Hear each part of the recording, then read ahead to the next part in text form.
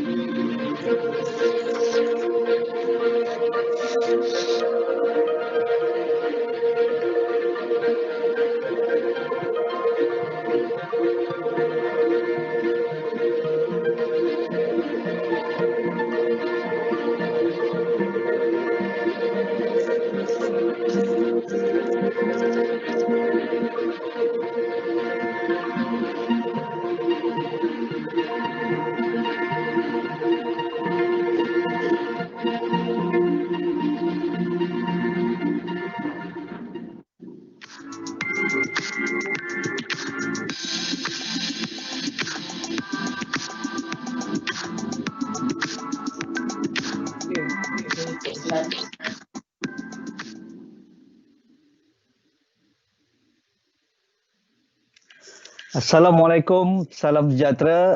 Saya Nazri Kaha. Assalamualaikum, salam sejahtera. Saya Nazri Kaha. Kita bertemu sekali lagi dalam siri The New Normal Series untuk siri kelima. Selamat pagi semua. Dan kita akan berbincang pada pagi ini satu topik yang begitu menarik, begitu dekat dengan kita dan kita hadapinya sepanjang 100 hari lebih. Kita melalui PKP ataupun MCO, kita lihat situasinya begitu mendadak berubah. Apa yang saya maksudkan, kalau saya boleh bagi sedikit perbandingan bahawa apa yang kita lihat sepanjang 100 hari lebih itu, iaitu seperti udara, indeks kualiti udara kita bertambah baik berbanding bulan-bulan sebelumnya lebih 45%. Itu kalau kita merujuk kepada indeks kualiti udara di Malaysia sepanjang MCO ataupun Perintah Kawalan Pergerakan.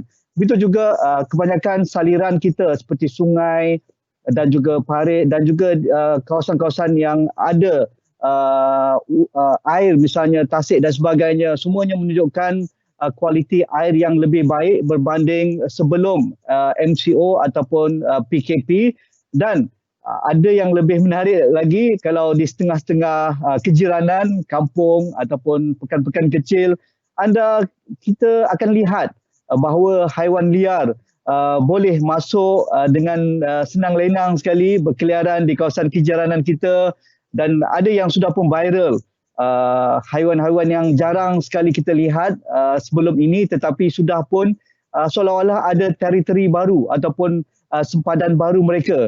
Mana pergi manusia ramai-ramai ini ya? Jadi mereka berani untuk keluar daripada kawasan habitat yang begitu kecil sebelum ini, tetapi sudah pun merasakan ada kawasan baru untuk mereka bermain dan ataupun mencari makanan. Dan itulah realiti apabila alam kita begitu dihormati sepanjang Perintah Kawalan Pergerakan. Dan kita tidak lupa juga bahawa apa yang kita lalui sepanjang COVID-19 ini sebenarnya ada kaitan dengan alam sekitar. Kerana virus COVID-19 adalah datang daripada mikroorganisma ataupun virus yang lahir ataupun memang ada di dalam haiwan liar, dan haiwan liar itu diterjemahkan ataupun dipindahkan kepada badan manusia dan akhirnya menjadi pandemik yang begitu menakutkan dan jadi pandemik membunuh kepada kita. Jadi 6 orang ahli panel yang sudah bersedia bersama saya pada pagi ini. Jadi tanpa berlengah masa, saya perkenalkan ahli panel kita untuk perbincangan The New Normal Series untuk siri kelima pagi ini, Jaga Alam Elak Pandemik. Di talian sekarang sudah bersedia Profesor Emeritus Datuk Dr. Ibrahim Komo, Fellow Utama Institut Alam Sekitar ataupun Lestari Universiti Kebangsaan Malaysia. Assalamualaikum, selamat pagi Prof. Selamat pagi kepada Nazri dan juga rakan-rakan yang lain. Okey, kita akan terus berinteraksi selepas ini dan juga kita akan bersama saudari Maya Karin, aktris, pelakon, usahawan, aktivis alam sekitar. Banyaklah topi yang beliau guna pakai. Di talian juga. Apa khabar Maya? Selamat pagi. Assalamualaikum. Salam, terima kasih. Selamat pagi kepada anda semua dan para penonton semua. So, betul, terima kasih Maya. Kita akan bercerita pengalaman Maya turun ke sungai, berniaga burger dan sebagainya sepanjang pandemik COVID-19. Dan kita bersama seorang aktivis juga tetapi dalam bidang media dan juga dunia kreatif sentiasa berkarya. Saudara Fadli Bakhtiar, pengarah program Econites. Apa khabar Fadli? Assalamualaikum warahmatullahi wabarakatuh. Terima kasih Haji Nazri dan semua panel-panel yang dihormati sekalian. Terima kasih kerana menjemput saya pagi ini untuk sesi bual bicara. Ya, banyak menu sihat dia sempat dicuba sepanjang pandemik ni ya, Fadli. Alhamdulillah dapat mencuba beberapa menu. Okey, kita akan cerita lebih lanjut apa yang dilakukan oleh Econites sepanjang pandemik dan juga saudari Tan Pei Chin, aktivis alam sekitar, anak muda yang begitu cergas mempromosikan cara tanaman ataupun cara melakukan baju kompos dan sebagainya di negeri Bumi Kenyalang. Pechin, apa khabar? Ya, khabar baik. Selamat pagi semua. Sempat bersarapan dengan mi kolok pagi ni? Ya, sempat. Kita nak tahu lebih lanjut apa yang dikatakan warming up menggunakan cacing, serangga-serangga liar dan sebagainya untuk dijadikan bahan organik ataupun baja organik yang dipromosikan oleh Pei-Ching dan rakan-rakan. Dan di talian juga kita bersama dengan Profesor Dr. Abdul Rahim Muhammad Yusof, Dekan Fakulti Sains Universiti Teknologi Malaysia di Skudai. Apa khabar Wan Johor, Prof? Oh, baik. Alhamdulillah. Terima kasih Haji dan semua rakan-rakan panel sekalian. Prof, kalau di Johor kalau pagi ni dapat ketupat dengan serunding kelapa sedap juga ya? Ya, betul. Kalau di Pontian lah, kalau orang-orang Bugis, orang Jawa macam tu.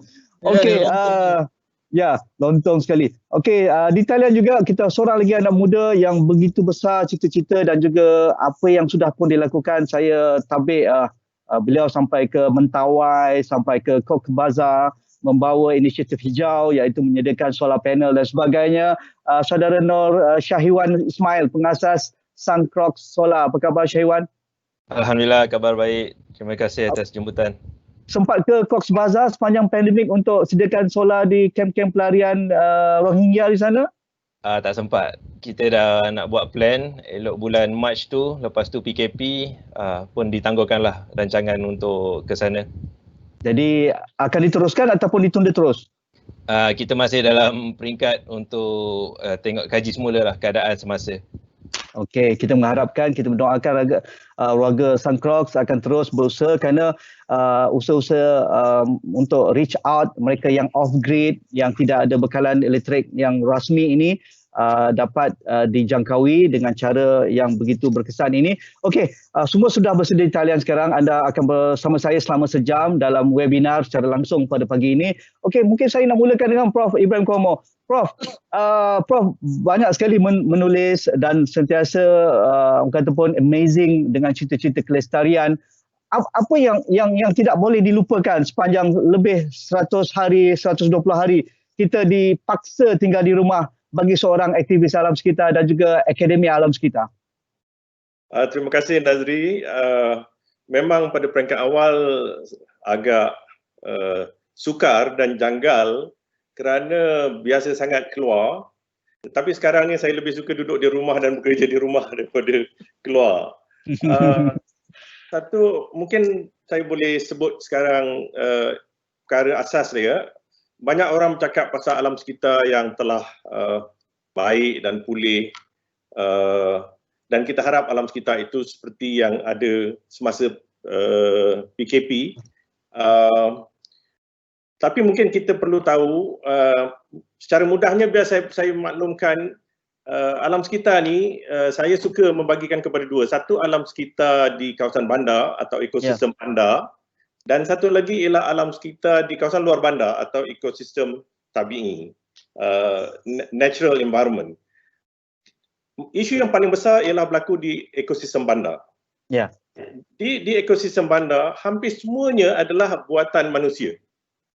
Jalan raya, bangunan tinggi, sungai dah jadi parit, tempat pembuangan sampah, industri mengeluarkan toksik, kenderaan berjuta bergerak.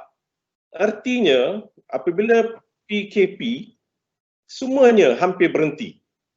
Tak ada lagi gas pencemar udara, kurang bahan-bahan toksik yang ke sungai dan sebagainya. Pastinya dalam beberapa hari saja kita dapat lihat alam sekitar di kawasan bandar, wah cantik sekali awan yang biru dan sebagainya. Tapi di kawasan luar bandar sebenarnya tidak banyak berubah. Mungkin di Malaysia ekosistem luar bandar sangat dipengaruhi oleh proses pembalakan yang menyebabkan sungai tercemar dengan lodak. Ya. Tetapi kalau proses pembalakan itu juga telah terberhenti, maka sungai di hulu menjadi jernih, Ya. beransur jernih, dan akhirnya di bandar juga sungai kita dapat lihat jernih. Jadi fenomena yang menarik yang disebut oleh Nazri, PKP telah menyebabkan alam sekitar kita bertambah bagus, bertambah baik. Di bandar dia baik kerana hampir 40 hingga 50% aktiviti manusia terberhenti dan udara boleh mengembalikan keadaan asalnya. Pencemaran di udara secara beransur berkurangan. Di sungai pula pencemaran daripada hulu sungai juga berkurangan, perlodakan dan pencemaran daripada kawasan bandar juga berkurangan dan sungai kembali bersih. Tetapi kebersihan yang berlaku pada udara berlaku dengan pantas. Beberapa hari saja, beberapa minggu. Kebersihan yang berlaku di sungai mengambil masa berbulan, bertahun, dan kalau sungai itu telah tercemar teruk atau kita sebut sungai dah mati, kita dapat lihat memang tidak kembali dalam keadaan asal.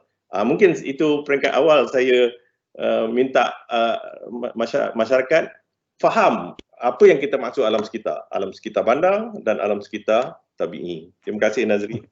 Terima kasih Prof. Saya akan kembali kepada Prof sebentar lagi supaya kita minta pandangan ahli panel lain kerana kita nak kaitkan pandemik dengan alam sekitar. Seolah-olah virus COVID-19 ini tak ada kena-mena dengan alam sekitar. Itu kebanyakan di kalangan kita lupa bahawa ia sebenarnya begitu terkait dengan alam sekitar, dengan mikroorganisma virus yang ada pada haiwan liar dan juga apa yang ada di sekeliling kita. Okey, saya minta Maya sendiri sebagai aktivis alam sekitar, sebagai orang yang sentiasa dekat dengan perkara-perkara kelestarian, Maya melihat sepanjang PKP MCO ini, apa yang amaze Maya yang kita lakukan bertahun lamanya, melakukan kempen, promosi, paksa sediakan undang-undang seolah-olah tidak mendapat tempat di kalangan masyarakat. Seolah kebal masyarakat ini untuk minta kita punya alam sekitar bernafas semula, tetapi apabila dipaksa tinggal di rumah sepanjang PKP ataupun MCO, kita lihat tidak perlu undang-undang. Alam sekitar bernafas semula dengan semula jadinya. Maya. Okay. Seperti saya dah berapa kali dan saya macam bagi highlight dekat my Twitter account, di social media, Instagram kepada peminat-peminat saya. Satu contoh yang baik adalah sungai kita. Dan di mana saya pun bekerjasama erat dengan kerajaan, kementerian untuk projek River of Life, for instance, antara projek yang saya terlibat.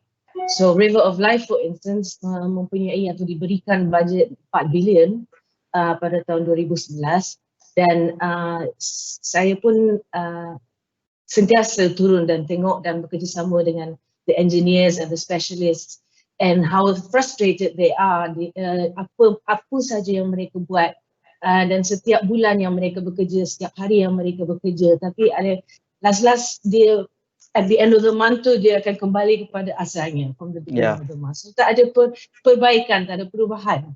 It's just maintenance work.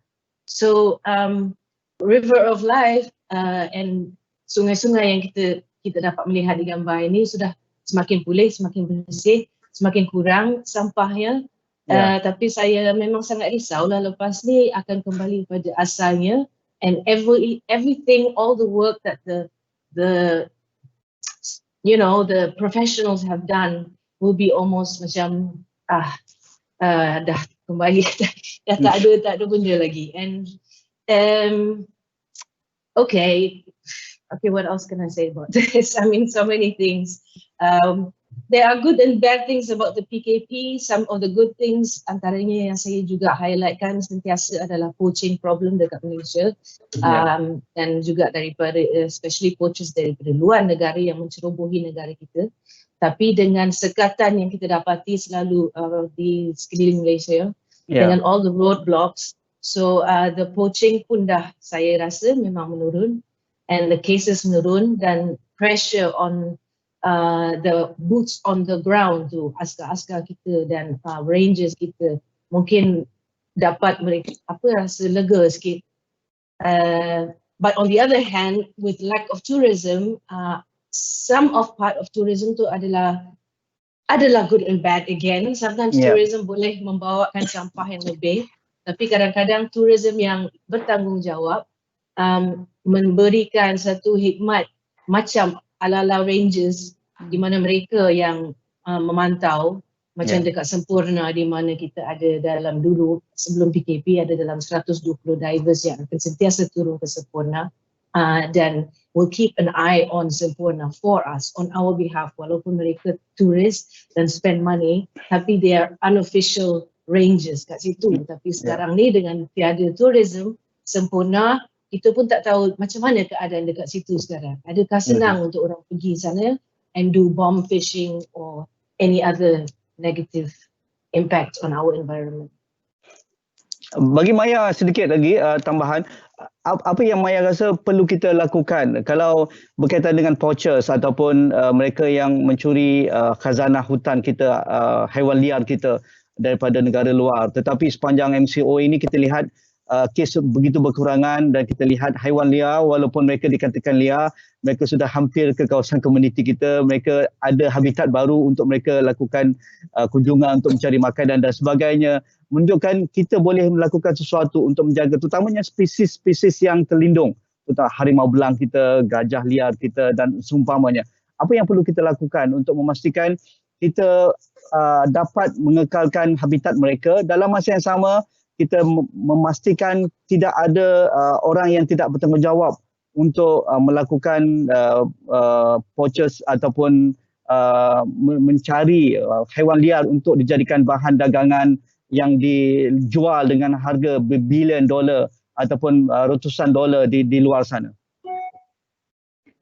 Okay, apa yang saya dah bertahun cakap, apa yang kita boleh lakukan is within our power, and it takes willpower, and kerajaan punya willpower, and siapa-siapa yang meletakkan undang-undang dan is in charge dengan enforcement officers, dan saya selalu cakap ruang saya dalam aktivisme alam sekitar hanya adalah untuk memberikan kesedaran lebih dan mengajar orang untuk mencintai alam sekitar dan mempunyai apresiasi. Dengan apresiasi daripada seluruh masyarakat Malaysia and kefahaman betapa pentingnya alam sekitar kepada kesihatan kami semua dan kesejahteraan masyarakat, automatically kita akan letakkan tekanan lebih kepada MP-MP, kepada kerajaan, kepada enforcement officers, and we will ajak semua masyarakat, teachers, all these institutions that are so important. And kalau masyarakat, if the people care, then the government will care. So saya di sini is just my role is just as an actress, as an orang yang mempunyai ramai peminat dan followers dekat anywhere, whether it's social media ataupun mainstream media. Tapi saya mempunyai suara untuk mengajak orang. That's it. You just have to. The thing is, kadang-kadang ramai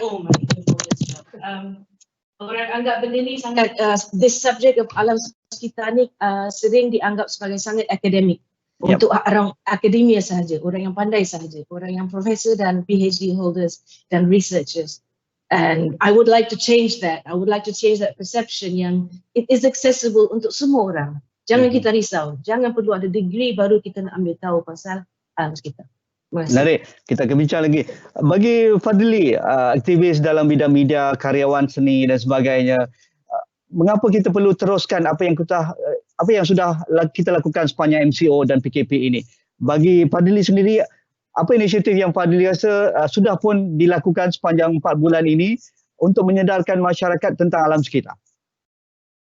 Ya, boleh dengar. Jadi untuk Econite sendiri sebagai sebuah pertubuhan alam sekitar di Malaysia yang telah aktif sejak tahun 2015, sebelum PKP berlaku, sebelum pandemik ni berlaku, kebanyakan saya boleh katakan lebih kurang 90% daripada aktiviti-aktiviti alam sekitar yang dijalankan bersifat sosial, bersifat turun ke padang, turun ke kawasan natural untuk kita jalankan program kesedaran dan sebagainya. Tapi bila tempoh PKP itu berlaku dan bila kita semua telah duduk di dalam rumah dan sebenarnya menjadi satu tekanan kepada pertubuhan alam sekitar seperti Econite, sebab kita memang sentiasa buat program dengan komuniti, program dengan alam sekitar, program tanam pokok, program clean up. Maya sendiri pernah terlibat dengan Econite awal tahun ni, saya rasa hujung tahun lepas dengan Hot FM. Bila kita buat clean up di sungai Gombak, saya rasa kan. So bila kita tak buat, jadi menyebabkan satu tekanan lah kepada banyak lagi pertubuhan alam sekitar sebab kita tak boleh nak jalan ke padang. Kita. Jadi apa yang kita buat ialah tempoh PKP itu memaksa lah, dan saya rasakan force us untuk berfikir luar daripada kebiasaan kita, di mana kita mesti teruskan juga agenda sustainability walaupun berkurangan ataupun tersekat kita punya kita punya physical interaction. Jadi kita banyak jalankan program-program digital, seperti contoh kita setiap tahun kita jalankan festival filem alam sekitar Kuala Lumpur atau Kuala Lumpur Eco Film Festival selama 13 tahun. Jadi tahun ni kita telah cipta atau kita telah tubuhkan create satu platform baru dipanggil Cleflix, di mana filem-filem alam sekitar ni boleh kita letak di dalam platform online, di mana masyarakat di Malaysia dan juga di luar negara boleh pergi ke website dan boleh tengok filem, boleh teruskan juga untuk terus mendapatkan kesedaran dan perlibatan lah. Itu sebagai satu contoh. Lepas tu kita juga ada kita panggil kita punya Night Watch. Night Watch ni lah kita punya produksi filem. Kita buat media production di mana kita terbitkan filem-filem ataupun public service announcement untuk kita teruskan, kita record video, buat workshop, kita buat podcast, kita buat sembang alam kan. Sembang alam ni kira macam kita berbual bicara pasal pendapat berkenaan dengan alam dan sebagainya. So disebabkan kita tak boleh nak teruskan dengan program-program fizikal pada waktu itu, jadi kita terus juga memberikan peluang atau memberikan pandangan dan juga solusi kepada masyarakat macam mana mereka boleh teruskan untuk menjaga alam sekitar dari diri sendiri di rumah. Dia perlu bermula di rumah. Jadi macam saya sendiri pun, saya di rumah kita buat program-program mana kita ajar macam mana orang ramai boleh tanam sayur-sayuran di rumah, macam mana nak recycle di rumah balik, macam mana nak kumpul balik minyak masak terpakai dan jadikan dia sabun ataupun jadikan dia candle kan, lilin. Jadi sebab kita macam saya cakap tadi, kita perlu untuk meneruskan supaya bila kita dah banyak masa sendiri, kita dah banyak masa untuk kita reflect lah, untuk kita lihat di dalam diri kita apa sebenarnya yang kita dah terlalu jauh daripada kebiasaan manusia kan. Sebelum ni kita hidup dalam, kita panggil age of convenience. Kita senang, semuanya di ujung jari, semuanya pakai buang. Jadi bila duduk kat rumah, macam contohnya Econite punya pejabat sendiri merupakan tempat untuk kita panggil care station, kita recycling collection center Jadi bila kita tutup, orang ramai tanya kita, oh boleh tak saya hantar barang saya, boleh tak saya hantar saya punya recycle material. Sebab kita tutup sebab syarikat yang akan collect barang terpakai ni atau recycle material dia tak datang collect. Jadi kita tutup. Jadi kita nampak semua orang dah panik sebab dia banyak sampah. Dia pun tak tahu nak buang dekat mana. Jadi kita nampak dekat situ sebenarnya semua orang akan start berfikir, alamak sampah dah semakin banyak. Jadi saya kena fikir macam mana saya boleh kurangkan, macam mana saya boleh recycle di rumah, macam mana saya boleh guna semula, macam mana saya boleh lebih berjimat cermat. Saya rasa itu satu perkara yang penting untuk kita teruskan lah. Walaupun sekarang ni dah buka balik, semua orang dah mulalah balik dengan aktiviti-aktiviti dia yang biasa. Sepatutnya kita kena terus lah. Bila kita dah 100 hari, orang kata kalau nak berubah 40 hari dah cukup nak berubah kan. Ini dah 100 hari, sepatutnya perubahan-perubahan yang baik tu kita perlu teruskan. Itu saya punya opinion lah, pendapat kita lah. Adakah Fadli melihat bahawa ini satu opportunity apabila kita lihat gambar-gambar yang dikongsikan tadi, Econites reach out melalui digital. Kalau sebelum ini turun ke lapangan berjumpa dengan khalayak ataupun program-program yang diuruskan ataupun dianjurkan, sekelompok saja yang boleh ikuti. Tetapi apabila dalam digital, pastinya di rumah lebih ramai. Dan kelompok di rumah ada pelbagai, ada ibu bapa, ada anak, ada keluarga dan sebagainya. Jadi adakah ini sebagai satu yang boleh diteruskan cara digital dan lebih kreatif sifatnya, Fadli? Ya, saya memang yakin macam sebenarnya dalam kesempitan atau kekangan yang berlaku pada PKP itu memberikan satu peluang lah, di mana ada satu orang kata threat, di situ ada opportunity. Jadi opportunity itu kita ambil opportunity itu dan kita nampak dia memberi satu peluang baru untuk kita berinteraksi di luar daripada kawasan. Betul macam Haji Nazri cakap, kalau kita mungkin di Kuala Lumpur atau di kawasan komuniti kita selalu terlibat. Jadi bila kita buat ni, kita boleh pergi jauh dan banyak juga universiti yang kontak kita cakap kita nak buat program volunteer, digital volunteerism. Ni benda baru ya. Kita sharekan maklumat atau sharekan ni atau diorang boleh terlibat dengan kita punya bengkel, webinar. Kan? Jadi dan juga boleh terus ke peringkat yang lebih rendah. Contohnya macam kanak-kanak. Sebelum ni kalau kita nak buat program di luar, mungkin kanak-kanak susah sikit nak terlibat sebab kena ada penjaga, kena ada isu-isu keselamatan dan sebagainya. Tapi bila kita buka macam ni, program-program digital di mana ibu bapa boleh sertai dan boleh ajak anak-anak mereka untuk mendengar atau terlibat dengan demonstration ke workshop bengkel kita. Jadi saya rasa macam dia dah lagi turun ke peringkat yang lebih luas. Jadi saya rasa itu peluang, cuma dari segi isu digital tu kena sebutlah macam minggu lepas saya ada yang pasal topik digital kan. Mungkin ada kekangan digital kepada atau kawasan kawasan. Itu salah satu kekangan yang kita kena terus untuk majukan lah. Tapi saya nampak memang peluang lah. Peluang digital ni orang dah kata new norm ni adalah pergi ke digital. Jadi kita tak nak ketinggalan lah sebagai aktivis alam sekitar, kita tak nak ketinggalan dari perkara-perkara yang up to date atau yang trendy untuk ke depan lah. Mungkin lepas ni kena buat TikTok challenge pula ke kan. Macam tu lah. saya bayangkan Maya akan mulakan sebagai ambassador untuk buat TikTok untuk Econites. Dan juga kalau ada konsert digital yang berkualiti tinggi, subscribe perlu diberikan bayaran ataupun fee.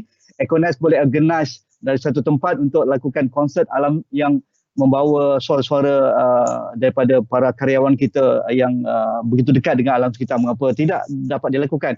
Okey, Prof Rahim, Prof Dr. Rahim, kita dah mula tadi dengan Maya, dengan Fadli dan juga Prof Ibrahim Komo. Kita seolah-olah kita melihat isu alam sekitar ni masih eksklusif, masih menjadi satu tempat orang-orang yang ada latar belakangkan sains, alam sekitar, PhD, masters dan juga doctorate dan sebagainya. Begitu kata pun jauh, ada disparity, gap yang luas daripada masyarakat awam. Tetapi bagi yang paling mudah bagi Prof Rahim untuk kita angkat ataupun naratif alam sekitar ini supaya menjadi satu pergerakan massa ataupun hak individu setiap komuniti di dalam negara kita ataupun di seluruh dunia, bagaimana kita dapat lakukan? Kalau kita dapat kaitkan bahawa pandemik yang kita lalui sekarang, COVID-19, adalah kerana kita alpa kepada alam sekitar. Terima kasih Haji Nazri. Saya ingin menyurut kembali kepada kata-kata Wendell Berry seperti mana yang ada di dalam kita punya poster tu. Wendell Berry mengatakan bahawa dia kata the earth is what we all have in common. Maknanya dunia ini sebenarnya kepunyaan semua. Dan semuanya ada saham kepada apa yang berlaku di dunia. Jadi kalau kita lihat balik semula, bagaimana masyarakat masyarakat Malaysia contohnya menangani berjaya menangani ataupun membendung COVID-19 ya. Maknanya seperti kempen-kempen yang ringkas ya, saya rasa dalam ni pun kita dah banyak bincangkan ya. Kempen-kempen sebab sekarang ni saya rasa bila kita wawarkan banyak kali ya, contohnya elakkan 3S contohnya. Elak 3S seperti sesak ya, sempit, sembang di tempat yang sempit, dan juga apa ni mengelakkan tempat-tempat yang sesak. Amalkan 3W contohnya ya, wash, wear ataupun peka kepada segala amaran-amaran contohnya lah ya. Jadi ini semua sebenarnya tidak memerlukan PhD sebenarnya. Ya betul. Kita tak perlu orang PhD tak perlu nak menerangkan. Profesor bukannya ini adalah tugas profesor, bukan. Ini tugas seperti semua sebenarnya. Ya. Jadi itu yang saya nampak lah ya. Yang saya nampak. Dan kemudian kalau kita lihat orang selalu bertanya dengan saya. Ya, orang selalu bertanya dengan saya apabila saya bagi ceramah tentang sungai dan sebagainya. Ya. Mereka bertanyakan kepada saya, ada tak teknologi untuk bersihkan sungai? Itu memang soalan lazim. Ya. Saya kata ada. Saya kata ada, iaitu jangan cemarkan sungai. Itu teknologi tu. The right answer. Ya, ya. Dan dia tanya, okey, kalau kita tak cemarkan sungai, berapa lama dia kata sungai akan kembali pada normal? Maksudnya saya memang agak saya kata dalam 10 tahun saya kata. Kan? And then you will see everything comes back to the river. Okay? Tetapi jawapan saya ini sebenarnya ada yang betul, ada yang salah. Okay? Yeah. Betulnya adalah betul bila kita tak cemarkan sungai, maknanya memang sungai itu kita nampak dah bersih. Yeah. Salahnya saya kata 10 tahun. Ya, tak 10 tahun. Kita hanya perlukan 3 purnama sahaja. Ya. Kita lihat ya, benda-benda kembali. Okay. Kita lihat banyak gambar-gambar dalam media-media sosial yang menunjukkan bahawa sungai dah mula kembali jernih.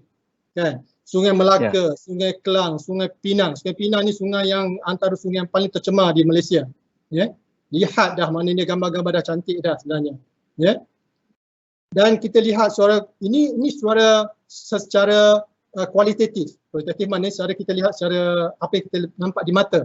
Tetapi kalau dari segi kuantitatif, ya, kalau kita dari segi kuantitatif, apa yang telah disiarkan oleh jabatan-jabatan ataupun agensi-agensi kerajaan berkenaan dengan alam sekitar, ya, sebenarnya pun telah menunjukkan banyak perkembangan.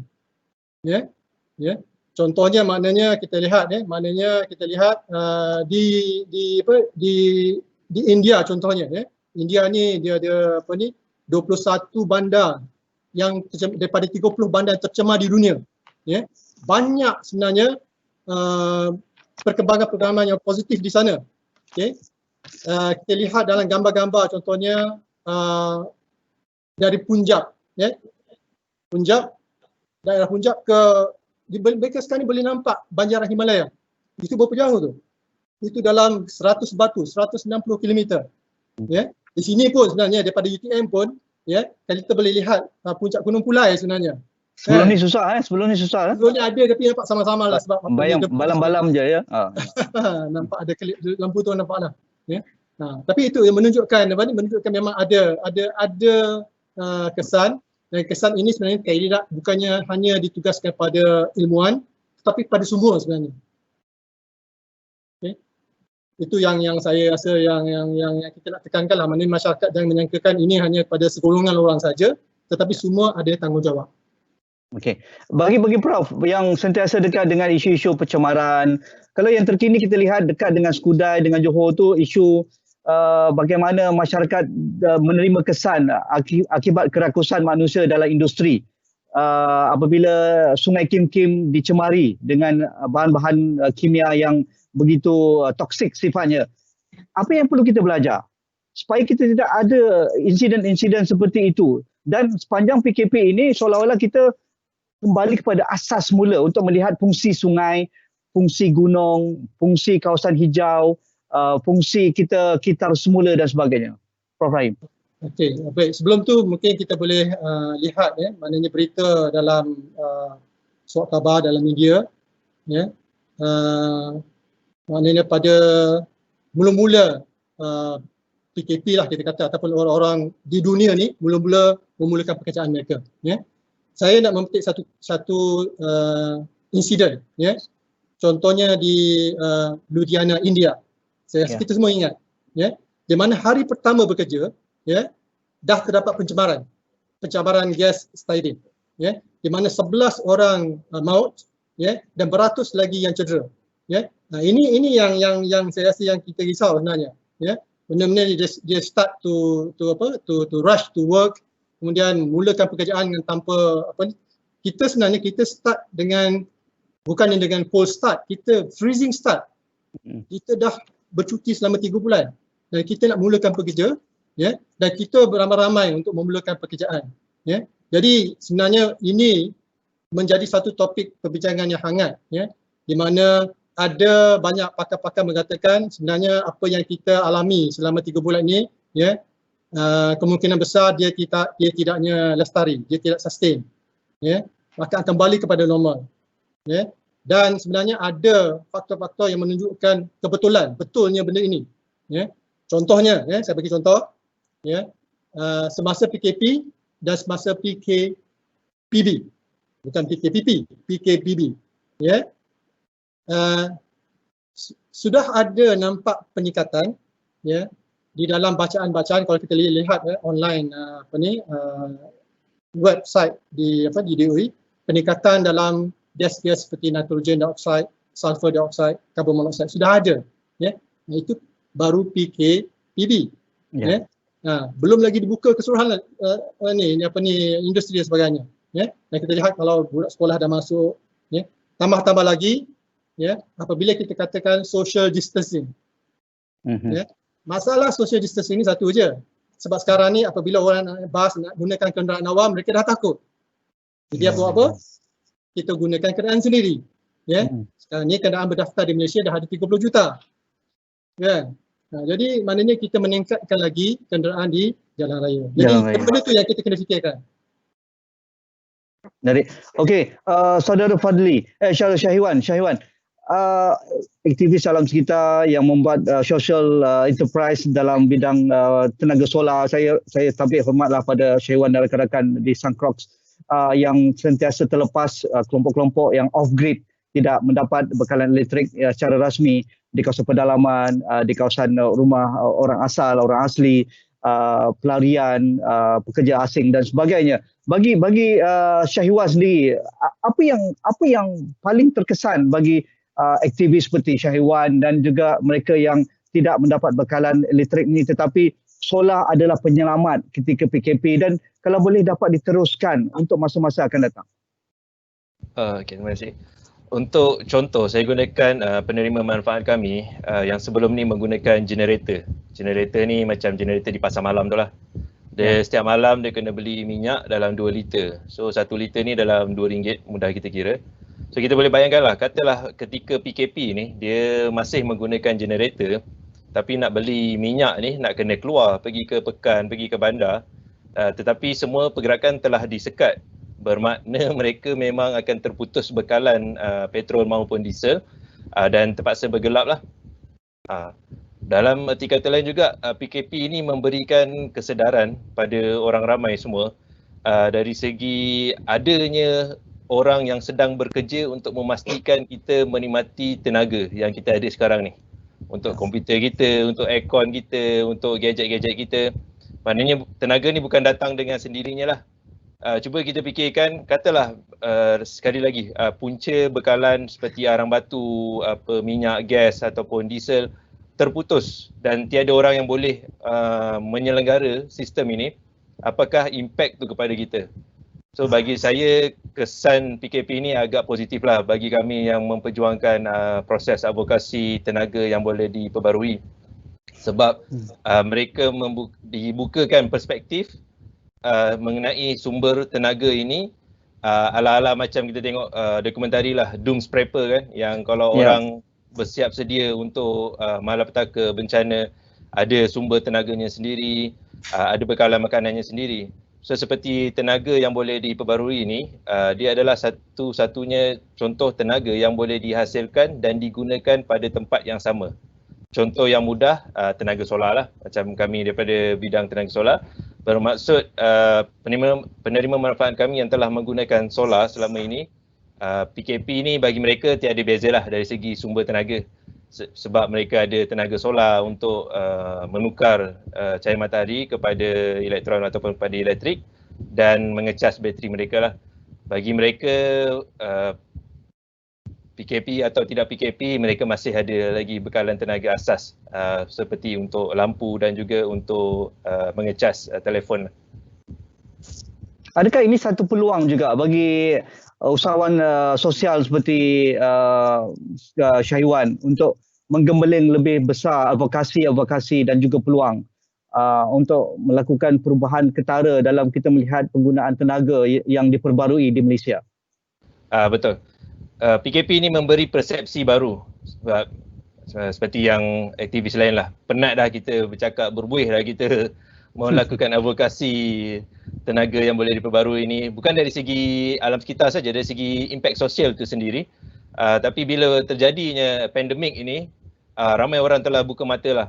Mungkin ada yang telah hubungi kami, kami nak ada tenaga asas.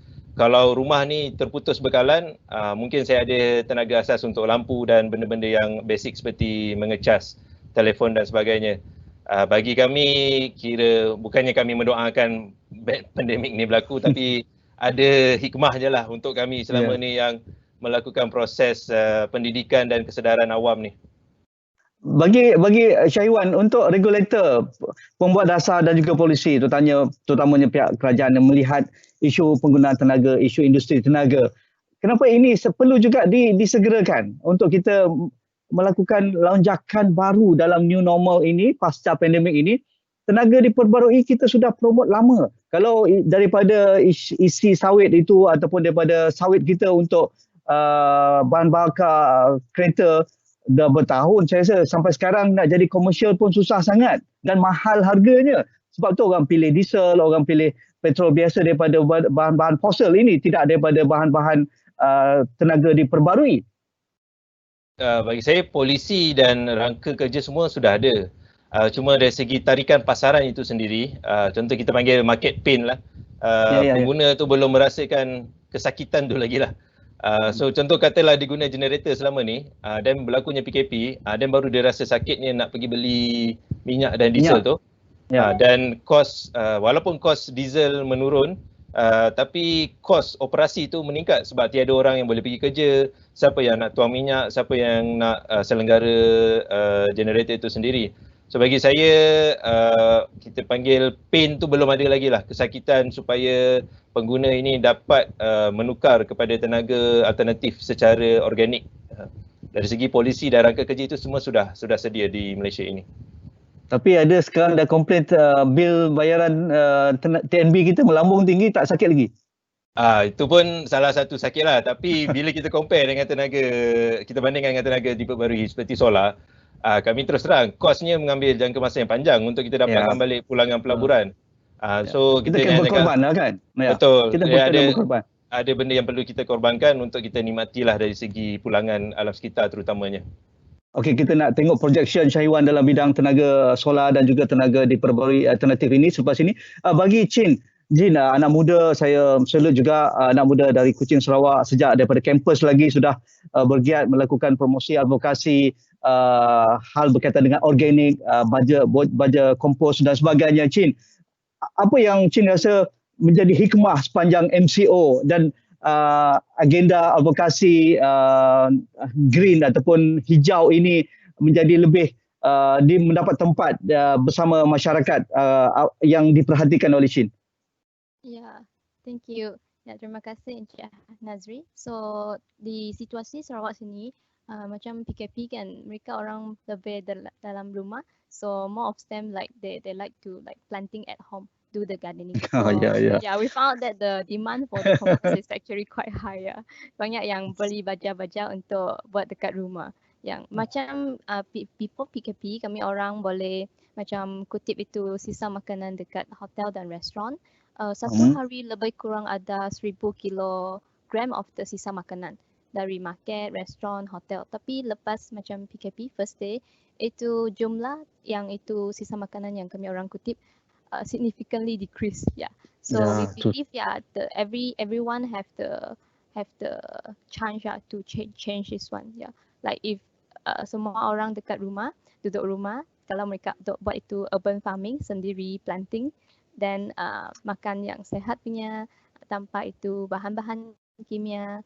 Yang ini boleh ensure macam food security as well lah. Ya, untuk warming up kami orang pun macam PKP ini one of the chance for us to speak up to the world. Ya, bagi Chin, mungkin sebahagian masyarakat menganggap perkara organik ini suatu yang mahal, suatu yang susah, sesuatu yang sukar untuk dilaksanakan. Tetapi sepanjang PKP MCO kita lihat kita bahan buangan rumah, iaitu bahan makanan kita, waste, bio waste kita begitu banyak jumlahnya kerana kita terperap dipaksa masak makan. Jadi adakah ini juga satu kelebihan kesedaran yang sudah ada di kalangan masyarakat dan warming up mengambil kesempatan ini untuk mempromosikan warming up? Ya.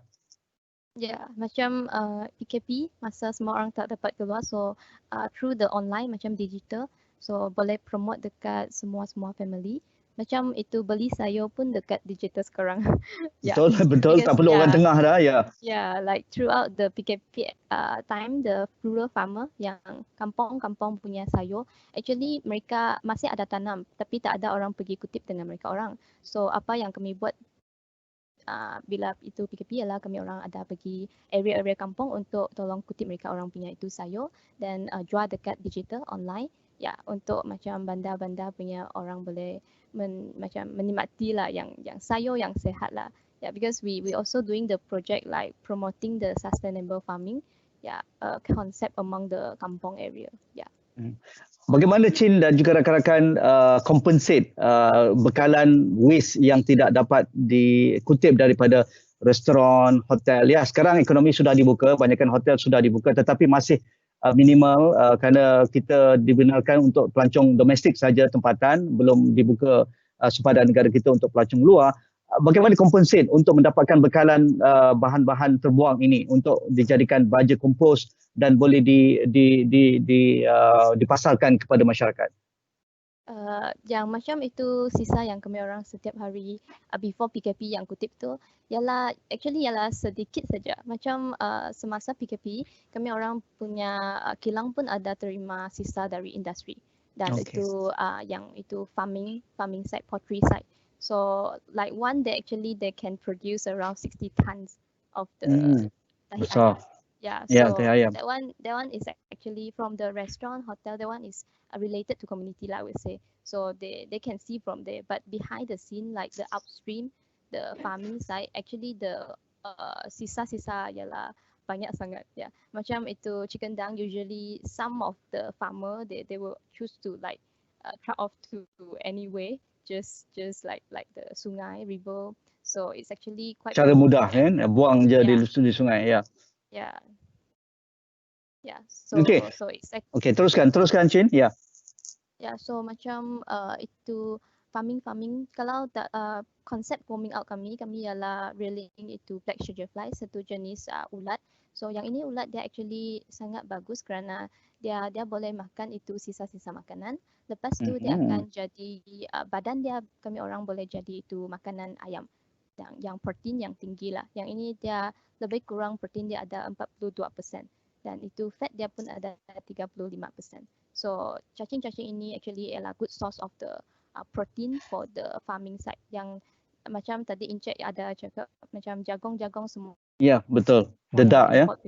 Ya, so macam kalau dedak ni. So kalau macam organik punya ini cacing dia high protein. Yang macam dulu itu ayam pun makan cacing juga. Ya, dia cari dekat kampung-kampung. Ya, so we want to back to the nature lah. And also like dia punya itu the flush, the compost from the insect actually they can also become the fertilizer. Macam baja-baja organik untuk planting lah. But the effect is not so fast, but it's a long-term effect for this one I would say. Yeah, compared to the bahan-bahan kimia punya baja. Menarik. Saya akan kembali kepada Chin kerana siapa yang menjadi pelanggan utama dan menjadikan bahan agro makanan organik ini menjadi suatu mass produce dan kata pun affordable bagi semua masyarakat, bukan untuk orang di Bangsa, di Monkiara ataupun di Bandaraya Kuching saja. Jadi kita akan kembali pada Chin. Bagi Prof Ibrahim Kuomo, kita dah dengar ini satu perbincangan yang rasa mewakili semua masyarakat, daripada orang muda, orang akademik, aktivis, karyawan dan juga industri, social enterprise dan sebagainya. Seolah-olah kita tidak dapat memisahkan aktiviti alam dan juga manusia. Prof Ibrahim, cuba jelaskan sikit supaya kita faham bahawa apa yang kita lalui sepanjang pandemik sekarang yang tak tahu bila berakhirnya, mungkin ada strain baru akan muncul, COVID-18 ke COVID-20 kita tidak tahu, selagi kita tak ada vaksin, dan ini kita akan menjadi normal baru. Tetapi apabila ekonomi dah buka sekarang, kita back to square, business as usual. Kita tak embrace new norms pun. Okey, terima kasih Nazri. Saya sangat setujulah, alam sekitar ni bukannya sains roket. Dia adalah sains logik dan sains di hati. Jadi maknanya penghayatan dan kepercayaan masyarakat kita memang agak rendah. Mereka tahu, tanya je pasal alam sekitar semua tahu. Tapi percaya di dalam hati dan ingin melakukan sesuatu tu amat kurang. Saya selalu bercakap pasal beberapa perkara asas. Pertamanya ialah alam sekitar memberikan perkhidmatan kepada kita percuma. Udara yang bersih, air yang bersih, tanah yang subur untuk makanan, free of charge. Tapi kalau kita merosakkan alam, bahayanya pada kita. Bila udara dah tercemar, termasuklah tercemar dengan mikroorganism, kita mendapat penyakit. Itu sangat logik tetapi tak dapat dihayati. Perkara kedua umpamanya, kita bercakap pasal alam sekitar, kesihatan alam sekitar. Tetapi manusia ni bercakap pasal alam sekitar tu yang menyebabkan kita tak sihat. Tapi kita tak sedar, kita telah merosakkan alam sekitar, telah tak sihatkan alam sekitar. Sebab itulah alam sekitar berbalik untuk tak sihatkan kita. Jadi kalau kita boleh menyebabkan alam sekitar itu sihat, kita akan sihat. Sangat logik. Dan perkara ketiga yang saya selalu cakap dengan rakan-rakan, alam sekitar memberi, tapi alam sekitar juga mengambilnya. Maknanya alam sekitar memberikan kita udara, air, tapi kalau kita nakal, dia kenakan kita bencana alam. Tanah runtuh, banjir besar, pandemik. Jadi itu menunjukkan bahawa sebenarnya dalam perkataan yang ringkas lah saya katakan, manusia yang memerlukan alam sekitar. Alam sekitar langsung tak perlukan kita.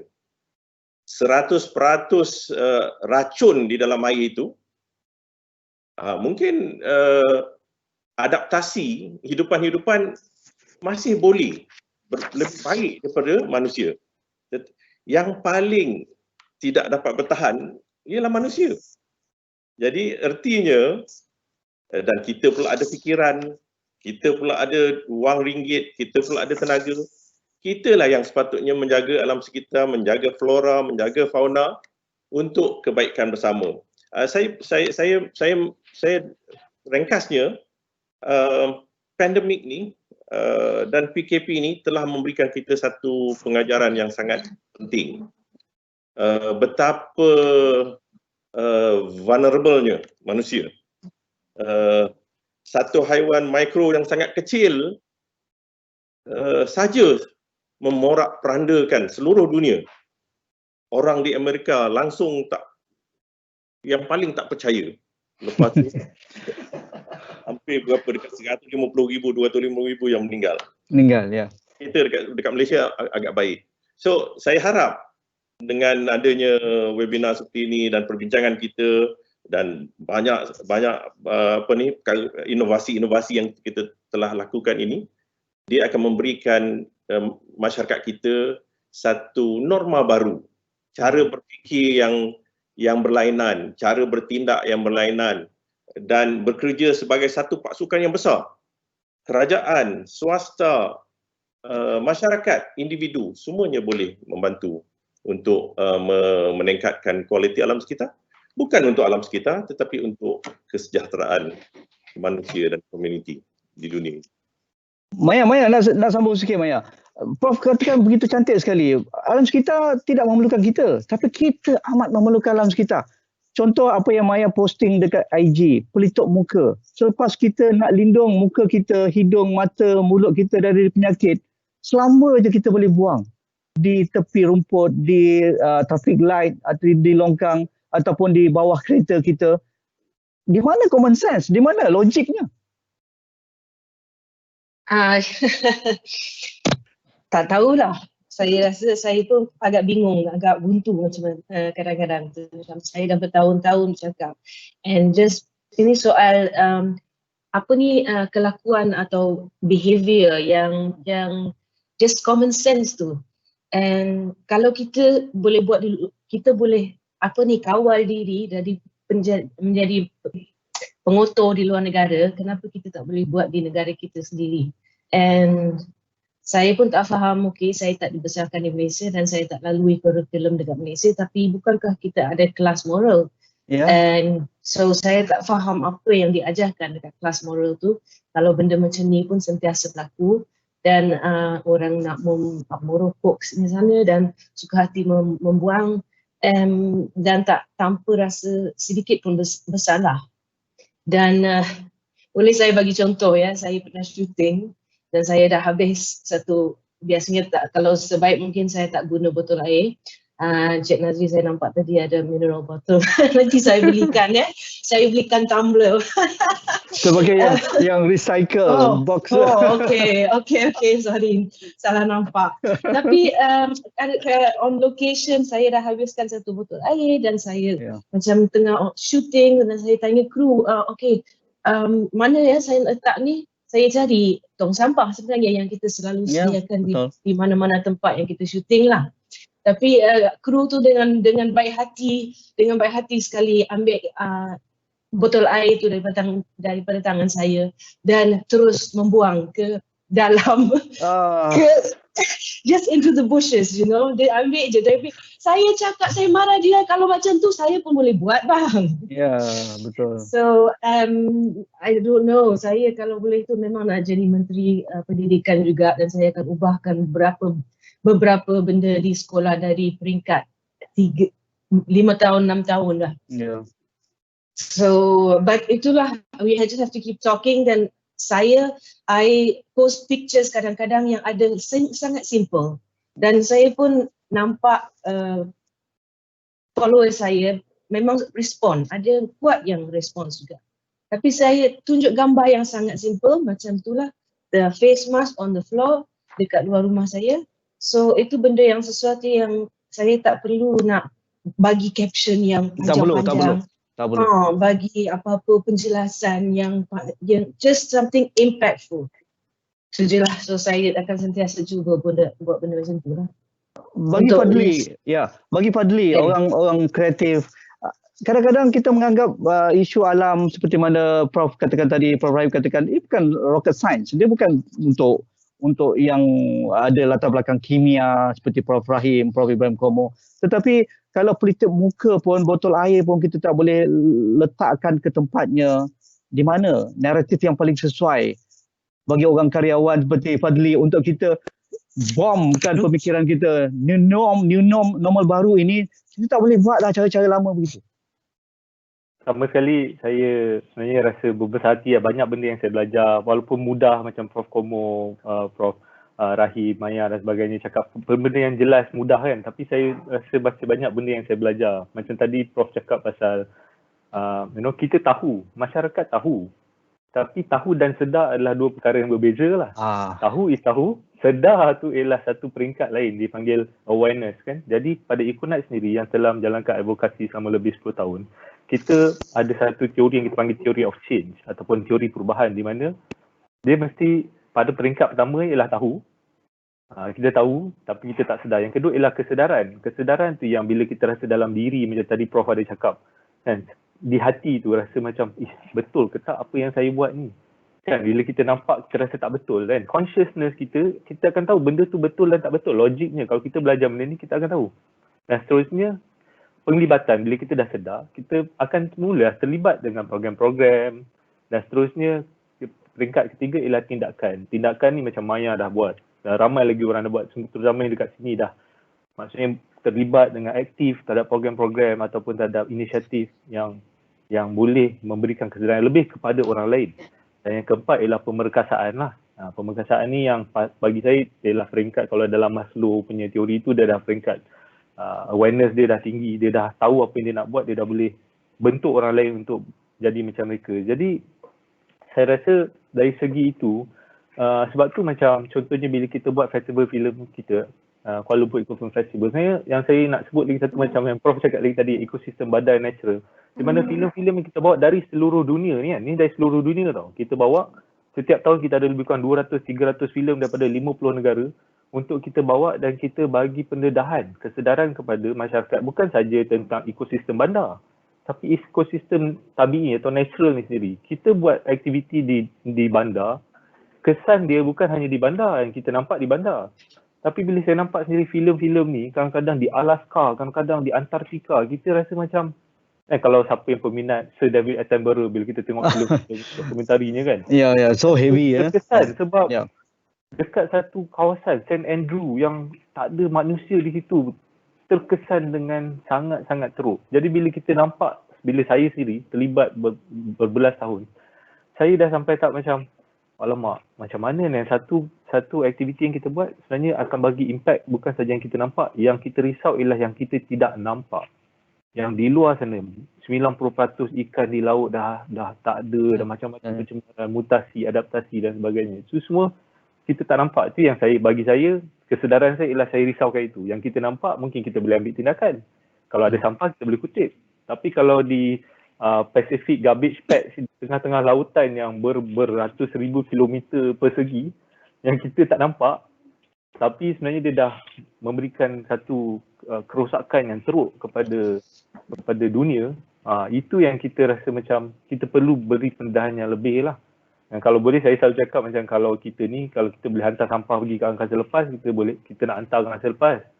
Kan? Kita nak masalah kita, orang lain yang tanggung. Itu yang saya rasa satu perkara yang saya atau Econex sendiri sentiasa untuk cuba tekankan. Kita kena selalu peka terhadap kesan yang kita buat kepada diri kita sendiri, kepada keluarga, masyarakat, kepada negara dan kepada dunia lah. Jadi perlulah berfikiran lebih besar daripada fikir diri kita sendiri. Kalau kita dah makan, kita buang macam Maya cakap tadi kan, minum, lepas tu orang tu buang. Itu dia fikir diri dia sendiri je, dia tak nak pegang sampah, jadi saya buang lah. Bukan masalah saya dah sekarang, masalah tukang kutip sampah pula. Kan? Jadi dari segi kita sebenarnya Econex, kita nak cari satu strategi komunikasi yang berkesan lah. Sebenarnya dari segi karyawan ke dari segi filem sebenarnya ialah strategi komunikasi yang berkesan. Bila kita tengok media sosial ramai orang pakai, jadi kita gunakan strategi komunikasi yang lebih berkesan. Sebab tu kita nak cari jalan sebenarnya, bukan kita ada solusi yang betul. Kita sendiri pun bukannya pandai lagi. Kita masih belajar, sentiasa belajar. Dan kita nak cari satu solusi. Sebab tu macam salah satu program yang kita buat, contohnya kita buat program Projek Vokal kan. Kita buat Projek Vokal ni ialah projek inisiatif menggalakkan tindakan perubahan iklim untuk belia umur 18 tahun sampai 35 tahun untuk tambah capacity, capacity building, networking, information supaya mereka boleh bawa isu-isu ni ke peringkat policy maker. Kan, kita nak bagi peluang kepada generasi muda, iaitu generasi yang akan penentu kepada masa depan negara dan dunia untuk lebih aktif lah. Sebab tu macam kita punya Econex sendiri, kita punya intern semua 20-an, awal 20-an. Kita galakkan orang muda untuk menyertai supaya mereka tak rasa tindakan ni hanyalah untuk contohnya orang-orang akademik atau orang-orang yang berkuasa kan. Jadi orang-orang muda sebenarnya penting dan sangat penting. Sebab populasi semakin meningkat dan inilah akan mendorong kepada perubahan masa depan negara lah. Bagi Chin, saya nak kembali Chin dulu. Bagi orang muda, tadi seperti mana Fadli katakan, di dunia sekarang kalau di peringkat global, anak muda dari negara Skandinavia, Gothenburg menjadi suara dunia dengan membawa kelestarian dan juga bagian climate change sebagai satu naratif global. Kita tidak perlu jauh. Di negara kita dahulu sukar kita nak dengar perkara-perkara yang alam sekitar malapetaka yang besar seperti gempa bumi, seperti taifun ataupun hurricane yang besar itu melanda negara kita. Sekarang di pantai timur negeri Sabah sudah melanda banjir besar. Kita masih ingat banjir besar Bah Kelantan beberapa tahun lalu tidak pernah berlaku. Bagi pulau-pulau seperti kawasan-kawasan kita, perairan kita tinggi, besar, panjang dan sebagainya, banyak sudah pun ditenggelami air dan sebagainya. Bagaimana anak muda boleh menjadi satu the forcing force ataupun the strive force yang kuat berbanding orang policy makers, ahli politik ni boleh cakap, tapi anak muda dia nak, kerana inilah generasi yang akan mewarisi alam. Kalau kita tidak jaga sekarang, generasi Chin dan juga anak-anak kita yang akan datang ni akan paling terkesan. Chin. Ya, so untuk macam anak-anak muda, saya rasa mereka perlu macam dia buat sendiri, dia tahu apa yang itu, macam kami orang lah yang our team is actually all from below 30 years old. Yeah, so young. Yeah. Yeah. So semua hari kami orang macam setiap hari kami main sampah lah, kira macam tu. Ya, kerana kilang-kilang kami setiap hari ada masuk itu sisa-sisa makanan. So ini kotor, yang kerja yang kotor lah, I would say. But kalau semua orang macam program kami orang pun ada macam volunteer. Mereka pun yang initially we think that anak muda mereka tidak akan sentuh itu sampah. Tapi macam dekat program-program volunteer, when we ask them to segregate the waste, actually they are very active. Yeah. So actually here I want to tell everyone it's like young generation actually quite aware about this, but more to action. Yeah. If they take more action, it will be good lah. They will faham the situasi behind. Yeah. Okay, Prof Rahim sedikit. Prof Rahim, kadang-kadang kita ada shortcut dalam isu alam sekitar ni. Tak apa, pencemaran sungai, pencemaran air dan sebagainya, kita boleh rawat dengan teknologi. Teknologi pun sekarang very cutting edge. Begitu saintis kita hebat melakukan inovasi melalui teknologi. Adakah itu paling mudah sebenarnya, Prof Rahim? Menggunakan alasan ada teknologi jadi kita boleh cemarkan alam sekitar? Kita memang memerlukan teknologi untuk membantu. Tapi kalau katakan input kepada alam sekitar masih lagi dilakukan, maka saya rasa teknologi itu langsung tidak memberi makna kepada masyarakat. Seolah-olah kita orang kata kita membuang garam ke dalam laut lah. So benda itu akan terus berterusan. Jadi satu perkara lagi yang saya mungkin nak sentuh kat sini kalau ni Haji. Itu kalau kita lihat maknanya PKP ni ataupun COVID ini sebenarnya telah membuktikan kita ada dua perkara sebenarnya. Dua perkara. Pertama adalah maknanya selama ni sebenarnya kita mengamalkan cara hidup yang tidak lestari. Nampak? Dalam masa 3 bulan ataupun sebulan, lepas sebulan yang pertama tu kita lihat perubahan. Maknanya selama ni kita mengamalkan cara hidup yang tidak lestari dan kita keep on input pencemaran-pencemaran ke dalam alam sekitar. Itu yang pertama. Yang kedua ialah usaha sinergi. Kalau kita lihat usaha sinergi yang berlaku di PKP ini, contohnya dengan polisnya, dengan agensi kesehatannya, dengan tenteranya sekali, mereka sebenarnya kita mampu mengembalikan dunia ini kepada kehidupan yang sihat. Itu dua perkara yang saya rasa kita belajar daripada peristiwa COVID ini.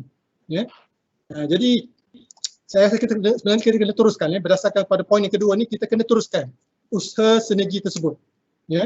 Jadi mana kita tak letakkan tanggungjawab ini kepada agensi penguasaan contohnya, jabatan sekitar contohnya. Tapi ini adalah kepada semua orang. Jadi benda tu yang saya rasa dan kita juga, saya rasa rakan-rakan di sini pun maknanya kita terus memberikan input secara sukarela. Itu cara kita hendakkan maknanya ada kesedaran tersebut.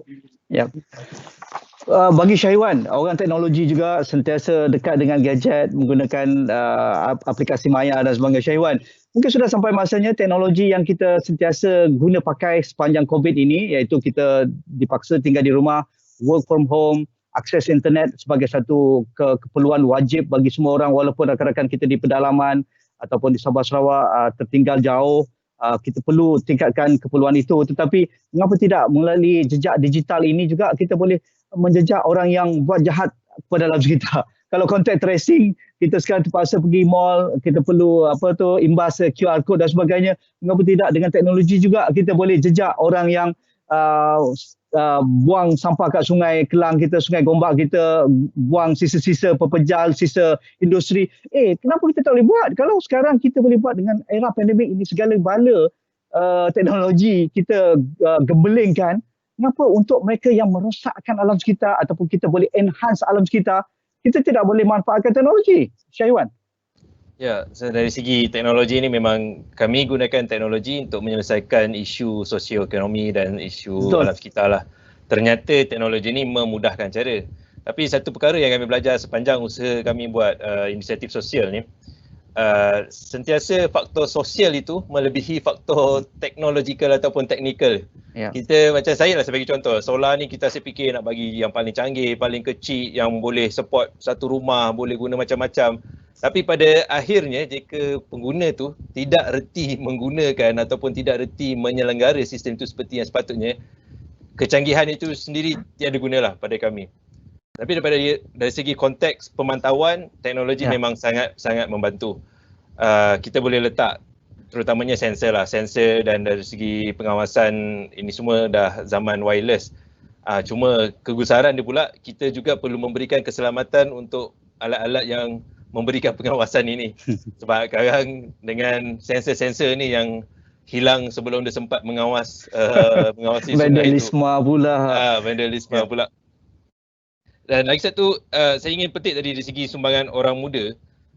Mungkin kita tak praktikal lah semua orang muda nak turun ke sungai, nak membantu kami pasang solar dan sebagainya. Tapi perkara yang paling asas, jika mereka tidak boleh membantu, jangan memburukkan lagi keadaan. So kita ambil konsep tu lah.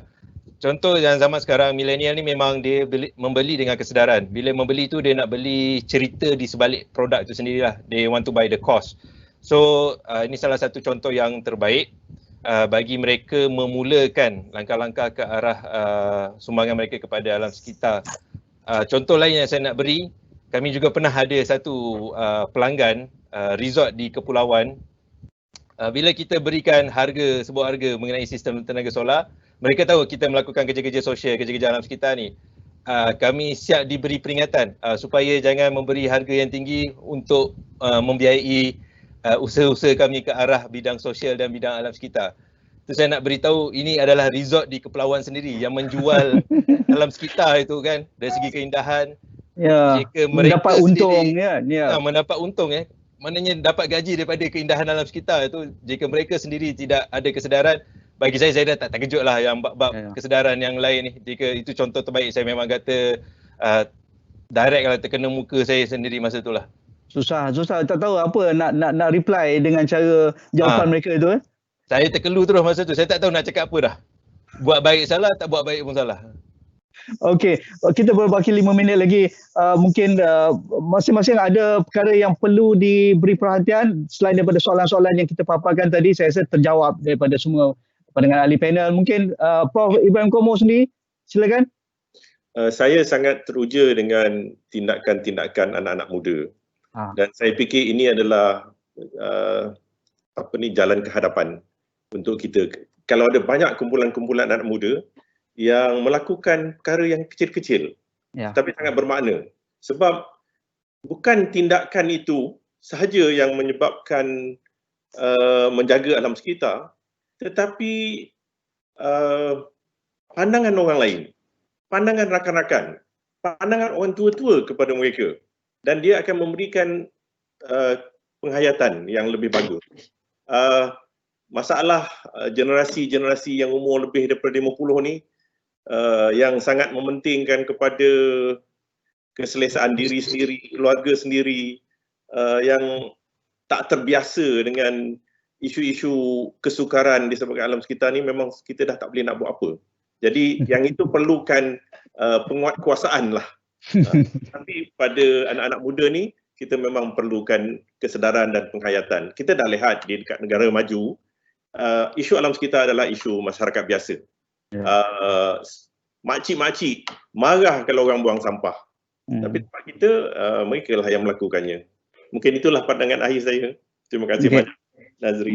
Maya, sedikit. Kalau boleh tu saya nak bincang lagi 10 jam, banyak perkara yang kita nak bincangkan.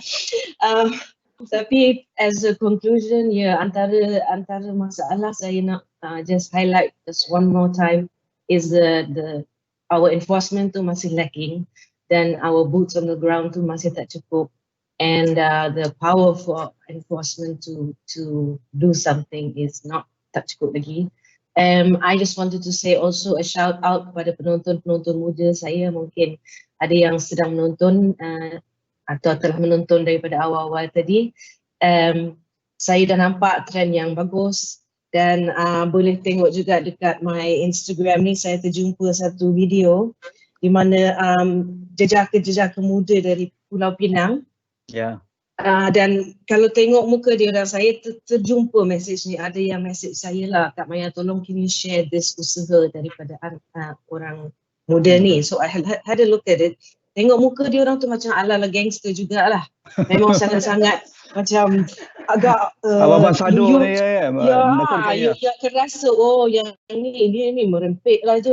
Tapi bila tengok dia orang punya usaha mengumpul sampah dekat pantai Pulau Pinang dan menggunakan teknologi untuk membuat satu video yang comel dengan muzik yang menghiburkan, dan menyatukan dua-dua aspek ni untuk promosikan lagi, dan mereka ambil inisiatif untuk cari perhatian saya untuk sebarkan lagi this video lah untuk awareness. So it's good. So things like this, so young girls keep on doing. I will support you all the way. Okay, Prof Rahim, silakan. Okay, saya tertarik ada satu artikel yang saya baru baca, iaitu berkenaan yang artikel ni dikeluarkan oleh National Geographic. Yang bertajuk Why COVID-19 Harming the Environment. Jadi kalau kita lihat di sini, maksud dia adalah kebimbangan apabila manusia kembali bekerja, dan melupakan semula tentang alam sekitar yang telah mereka menikmati. Iaitu ini yang ditekankan di dalam artikel ini. Jadi berlumba-lumba bekerja, berlumba-lumba untuk hendak mengqada kembali semula. Qada apa yang telah hilang. Jadi benda-benda macam ni perlu diambil berat. Sebab itu saya amat bersetuju dengan apa yang Maya katakan, iaitu penguatkuasaan itu amat perlu. Di sini saya rasa penguatkuasa perlu melihat ataupun bekerjasama dengan agensi-agensi lain untuk memastikan bahawa alam sekitar yang kita telah nikmati ini berterusan menjadi bersih dan tidak membahayakan kesihatan kita semualah. Okey, terima kasih. Shin, silakan Shin.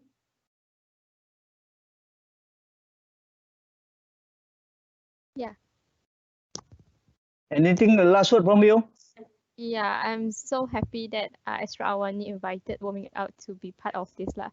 Yeah, we are far from Peninsula, we are from Sarawak, so we are great that everybody like also doing like we are doing hard, and we know that there is many of others are doing the same thing as well. We're very great lah. We will keep on doing as well. Yeah. Thank you. Kita akan sekali juga main sampah dengan Chin dan rakan-rakan, bermain dengan cacing dan ulat. Itu kalau itu boleh diperbesarkan, diramaikan lagi yang boleh terlibat. Iwan, silakan Iwan. Okay, so saya punya kesimpulan lah. Kita pandemik COVID-19 ni sebenarnya sekadar peringatan lah kepada kita. Kita dah lama sangat kan, dia cuit sikit je. So saya rasa cuit sikit ni dalam masa 100 hari ni memberi masa yang secukupnya lah untuk kita berfikir, muhasabah diri, apa sumbangan kita, apa yang kita punya dari segi kekurangan kita kepada alam sekitar kita yang sebahagian daripada kehidupan kita ni sendirilah. So amatlah rugi jika kita tidak gunakan peluang yang ada ni. Orang kata semua tengah sibuk nak tekan butang reset kan. Kalau kita sendiri tak reset, maknanya selamanya lah akan lagging je macam sistem komputer kan. So harap-harap bila orang tekan button reset, kita pun reset sekali kita punya dari segi pendekatan dengan alam sekitar dan juga dalam komuniti itu sendiri. Silakan Fadli. Okey, terima kasih. Kata-kata akhir saya ialah sepanjang 100 hari COVID tu kita dah duduk dekat rumah, banyak benda yang kita melalui digital, banyak benda yang kita belajar, benda yang kita tengok. Jadi apa kata dari segi kesedaran ni kita tukar kepada penglibatan dan kepada tindakan. Kan, maksudnya ramai orang Malaysia ni saya rasa berpendidikan tinggi, semuanya cerdik-cerdik, tapi mungkin ada sikit perasaan malu untuk melakukan sesuatu perubahan. Dia nak terlibat dengan aktiviti-aktiviti sosial ni, dia mungkin rasa macam seganlah nak pegang sampah, seganlah nak join volunteerism dan sebagainya. Jadi kena memberanikan diri sebab inilah norma baru dan kita kena ambil tanggungjawab bersama. Dan saya suka nak relatekan balik dengan tadi Prof cakap dan yang lain cakap pasal enforcement. Enforcement ialah macam kita tengok kita ada bawang ranger kan. Malaysia ni dah ada pasukan bawang dia kan. Di mana bila ada satu isu yang besar, satu isu yang terkesan, sebenarnya masyarakat boleh bawa hingga ke tahap enforcement.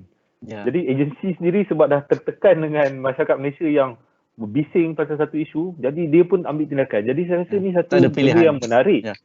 Jadi kita sebagai masyarakat kena terus menekan sehingga pihak-pihak agensi akan mengambil inisiatif yang lebih langsung, yang lebih efektif lah. Itu saya punya inilah. Dan juga belia harus, sebab kita punya fokus belia mesti terus untuk menjadi peneraju masa hadapan dan gunakan teknologi ke jalan yang baik. Jangan guna untuk jadi keyboard warrior dan sebagainya. Gunakan ke arah yang baik, sharekan maklumat penting dan gunakan untuk macam buat video macam mana cakap tadi, teruskan untuk menginspirasi masyarakat dan rakyat maju ke depan dengan satu minda norma baru yang lebih positif dan lebih lebih tinggi lah nilai dia lah. The values tu lebih tinggi, kita kena buat lagi tinggi. Itu saya punya kumpulan akhir lah. Terima kasih. Okey, berakhirlah kita siri webinar secara langsung The New Normal Series, siri kelima Awani pada pagi ini. Bagi anda semua, terima kasih. Rakan-rakan ahli panel, lepas ni kita boleh mengopi ataupun mengetih di satu tempat yang mungkin di Sungai Bercala, Maya. Untuk kita borak lagi agenda Lestari, kerana kita tidak boleh berhenti setakat ini. Agenda ini perlu diteruskan, reset kita, butang jump start kita tidak boleh jump start untuk kembali ke cara lama, tidak boleh. Tidak boleh lah, kita tidak boleh lakukan perkara lama tetapi kita jump start ataupun kita restart untuk cara baru. Terutamanya kita melihat alam sekitar adalah satu aset yang begitu berharga untuk kita hari ini, hidup udara segar, menikmati air bersih dan sebagainya, dan perlu diteruskan untuk generasi yang akan datang. Kalau kita tidak buat, siapa lagi paling mudah. Itu sahaja, terima kasih semua ahli panel. InsyaAllah kita bertemu lagi dalam siri yang akan datang. Dan saya bagi pihak produksi webinar pada pagi ini, saya Nazri Kahar, mohon maaf kalau ada sebarang kesilapan dan kecacatan sepanjang saya menjadi moderator pada pagi ini. InsyaAllah, Assalamualaikum, kita jumpa lagi. Waalaikumsalam, terima kasih. Salam. Terima kasih semua. Terima kasih semua panel-panel. Terima kasih. Assalamualaikum.